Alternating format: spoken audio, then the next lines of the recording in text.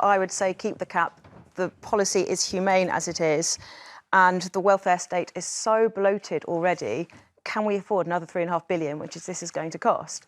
You know, would it not be better spent for NHS, for education, for helping people to learn how to cope with their budget? You know, there's no budgeting lessons at schools. Kids aren't taught what a mortgage is or how they should, you know, be responsible. And instead, you're just throwing money after a problem. And I don't think a child is in poverty because of this policy. Well, of course they are, because if you take £3,000 out of a family's budget and they're already just above the poverty line or not earning very much, then they're driven into poverty. But 1 million people are on universal credit more than they were this time last year. Yeah, and where does it end?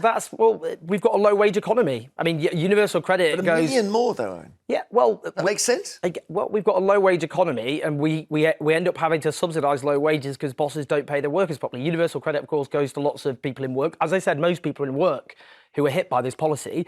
You say we can't afford it. We can't afford child poverty, because what we know from every bit of research is children who grow up in poverty are more likely to suffer lifelong consequences, for example, whether it be mental health issues, physical health issues. You're more likely to have asthma, for example, if you're a child who grows up in poverty. So actually, child poverty ends up costing us more.